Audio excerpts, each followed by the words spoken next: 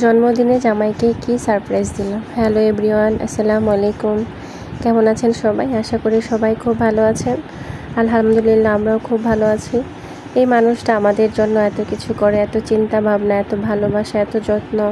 সেই মানুষটার জন্য যদি এইটুকু করতে না পারি তাহলে হয়তো অনেক খারাপ লাগবে, নিজের কাছে নিজে হয়তো অনেক ছোট হয়ে যাব। সেই জন্য তার জন্মদিন উপলক্ষে ছোট্ট একটু আয়োজন। তো খুব বেশি কিছু ছিল না, তার জন্য একটা কেক অর্ডার করেছিলাম। এই যায়, এর থেকে বেশি কিছু করতে পারিনি, যেহেতু আমার একটা ছোট বাবু আছে সেজন্য আর কি। যাই হোক, আমি আগের দিন তার জন্য একটা কেক অর্ডার করে দিয়ে এসেছিলাম। আমাদের পাশেই একটা বেকারি ছিল, সেইখান থেকে।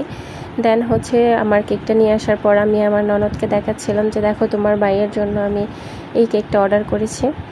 তারপর সে হাত মুখ ধুতে গেল এবং ধুয়ে আসার পর আমি তাকে সে কেকটা দেখালাম। সে তো অনেক খুশি হয়েছিল। তার এই খুশিটুকুই আমার কাছে অনেক কিছু।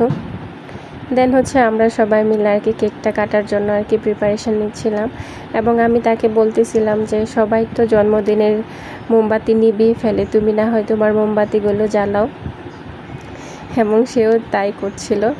আর তার কুলে তার বাগ্নি ছিল, আর সুফিয়ান আমার কুলে ছিল। আসলে আমরা পরিবারের সবাই যেটাই করি না কেন সবাই একসাথে করার চেষ্টা করি। আর আমার শ্বশুর তখন বাসায় ছিল না এবং তাকে ফোন দেওয়া হচ্ছিল যেন সে বাসায় আসে, কিন্তু আমাদের বাসার কাজের ব্যস্ততার জন্য সে আসতে পারে নাই।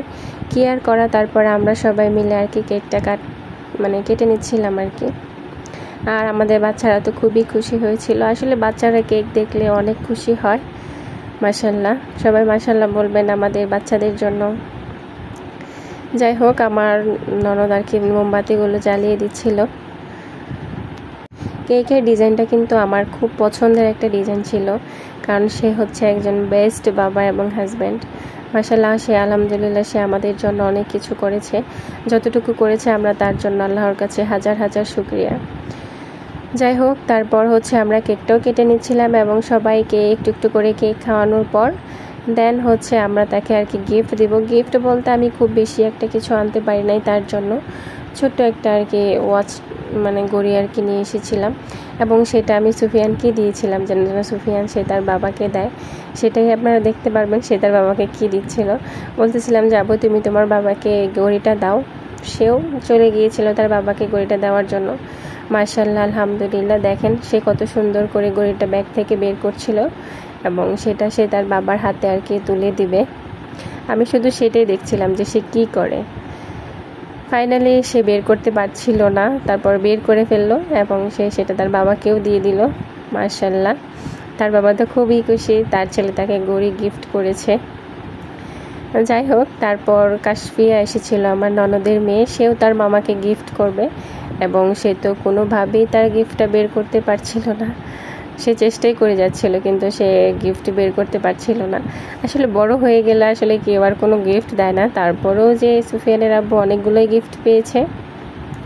তারপর তার মামা তাকে হেল্প করছিল গিফটটা বের করার জন্য। ফাইনালি সে পেরেও গেল গিফটটা বের করার। তারপর সে সেটা কাগজ থেকেই বের করে দিবে। তারপর সে সেটা তাই করলো, কাগজ থেকে বের করে দেন সে তার মামাকে গিফট দিল। এবং গিফট দেওয়ার পর আমরা তাকে বলছিলাম যে তুমি আমাদের ট্রিট দাও। দেন সে আমাদের খাওয়ার জন্য আর কি একটা রেস্টুরেন্টে নিয়ে গিয়েছিল।